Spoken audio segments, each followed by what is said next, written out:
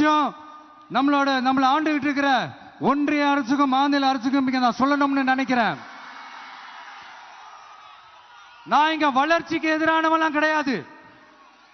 ஏர்போர்ட்டே வரக்கூடாதுன்னு நான் சொல்லல, இந்த இடத்துல வரக்கூடாதுன்னு நான் சொல்றேன். இதை நான் சொல்லலன்னு வைங்களேன், இவன் வளர்ச்சிக்கு எதிரானவன் அப்படி இப்படின்னு சொல்லி ஒரு கதையை கட்டி ஆரம்பிச்சிருவாங்க. சரி, நமக்கு அதை பத்தி எல்லாம் கவலை இல்லைன்னு வைங்க.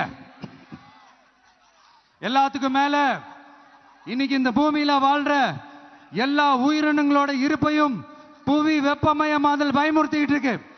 அதனுடைய ரிசல்ட் தான் ஒவ்வொரு வருஷமும் இந்த மழை காலத்துல வெள்ளத்துல சென்னை சிட்டி எப்படி தத்தளிச்சுக்கிட்டு இருக்கிறது நம்ம பார்க்கிறோம்.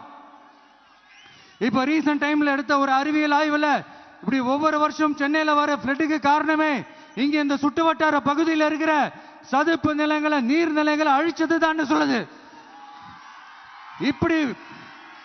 இப்படி ஒரு சூழல் இருக்கும் போது 90% ஆஃப் விவசாய நிலங்கள் 90% ஆஃப் நீர்நிலைகளை அழிச்சு இங்க அந்த பரந்தூர் விமான நிலையத்தை கொண்டு வரணும்னு எடுக்கிற அந்த முடிவை எந்த அரசா இருந்தாலும் அது மக்கள் விரோத அரசா தான் இருக்க முடியும்.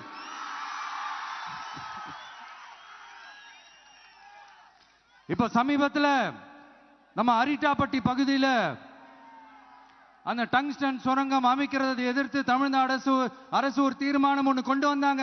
அதை நான் மனப்பூர்வமாக வரவேற்கிறேன். ஆனா அதே நிலைப்பாட்டை தானே இங்க நம்ம பரந்தூர் பிரச்சனையிலையும் எடுக்கணும்.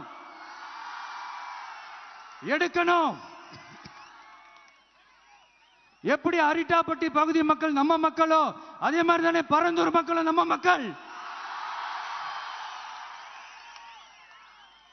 அப்படித்தானே ஒரு அரசாங்கம் யோசிக்கணும். ஆனா அப்படி செய்யலையே. ஏன் செய்யல?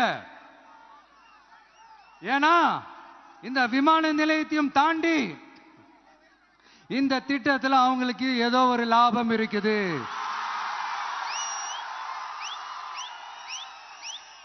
அத நம்ம மக்கள் தெளிவா புரிஞ்சு வச்சிருக்கிறாங்க. நம்மளுடைய ஆட்சியாளர்களுக்கு ஒரு சில கேள்விகள். நீங்க எதிர்கட்சியா இருக்கும் போது 8 வழிச்சாலையை எதிர்த்தீங்க, அந்த காட்டுப்பள்ளி துறைமுகத்தை எடுத்தீங்க. அதே தானே இங்கேயும் அதே நிலைப்பாடு தானே இங்கேயும் எடுக்கணும். அது எப்படி நீங்க எதிர்கட்சியா இருக்கும் போது விவசாயிகளுக்கு ஆதரவு, ஆளுங்கட்சியா இருக்கும் போது விவசாயிகளுக்கு எதிர்ப்பா? இது எனக்கு புரியலையே.